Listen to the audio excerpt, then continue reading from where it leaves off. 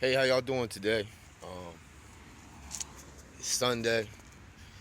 It's beautiful outside. I'm about to take my journey on my way to Tampa, Florida for work. But things been real heavy on me, man, lately. Like, you know, everybody has a story. It's a beginning and an end to everything.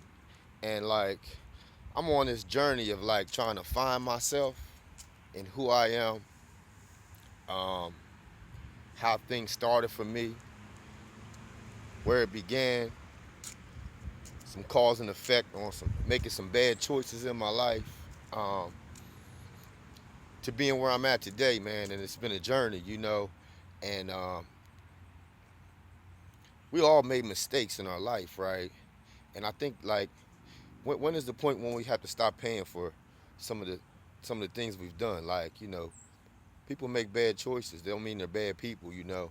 And so as I'm on this journey, right, and like coming up from in like a dysfunctional family, um, being biracial, being I'm like 39. I think like last year or so, I found out like I don't know who my father is, right? Um, Dealing with spirituality, um, trying to separate the two from religion. Um, like I look for answers. I question things.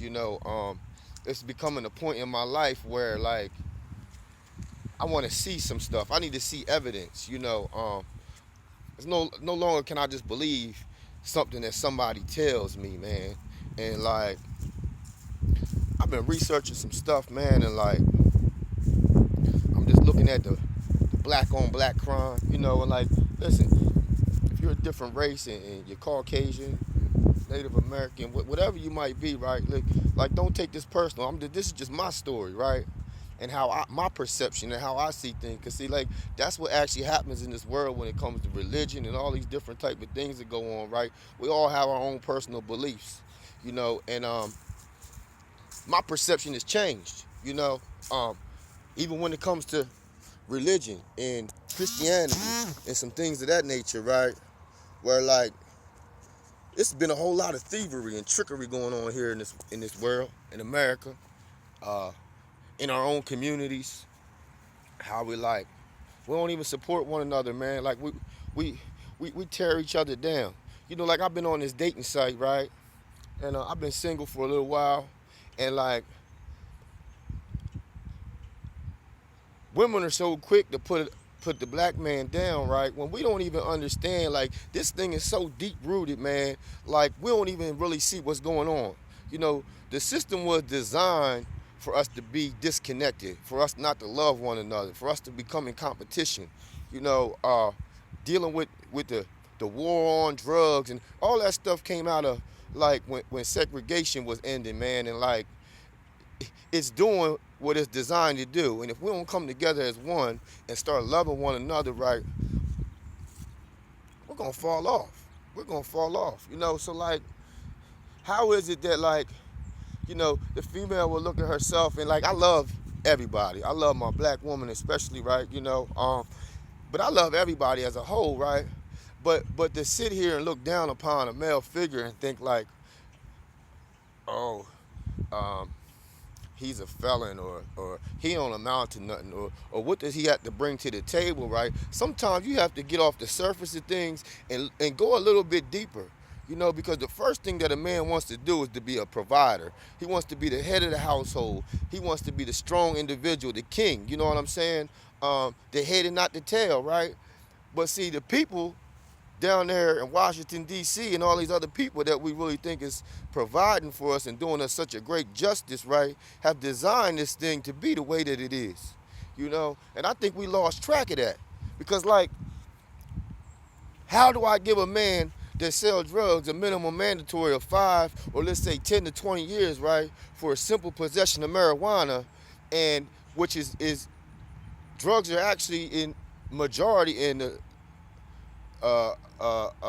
not the middle class, but in the minority areas, in the lower class place, majority in the black communities is where drugs are infested at, right?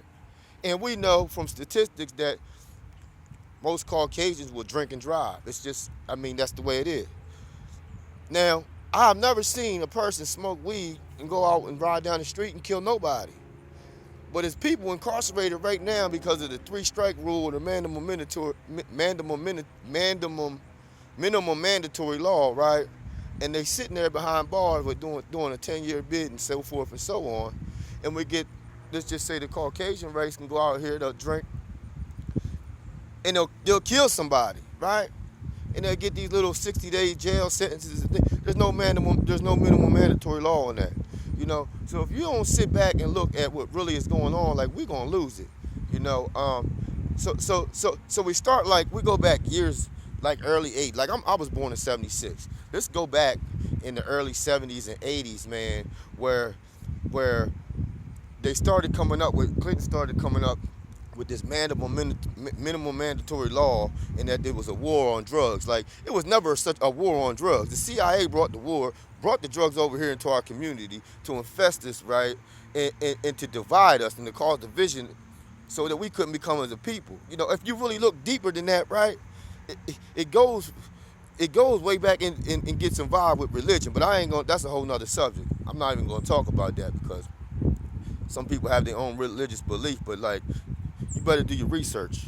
Do your research and find out where you come. How can I find out who I am and know where I'm trying to go if I don't know where I came from? You know, I got to know where I came from. Where does this thing originate? Numbers don't lie. Dates, times, artifacts do not lie, and it tells a story. You know, anybody can write a book and say this and say that, right? And we just come so accustomed just to believe in things that we see or things that we hear, man. But, like, instead of doing some, like, research or investigating some stuff, man, and, like, it's time for us to stop putting each other down. We need each other. You know, if once the government designed this minimum mandatory law and it was able to give us felony charges, right, our growth stopped right then. You know, the household became a dysfunction right then. Like, how can a woman believe and trust in a man, right, once he's been gone, right, and he can't even come back home and provide for his family, you know?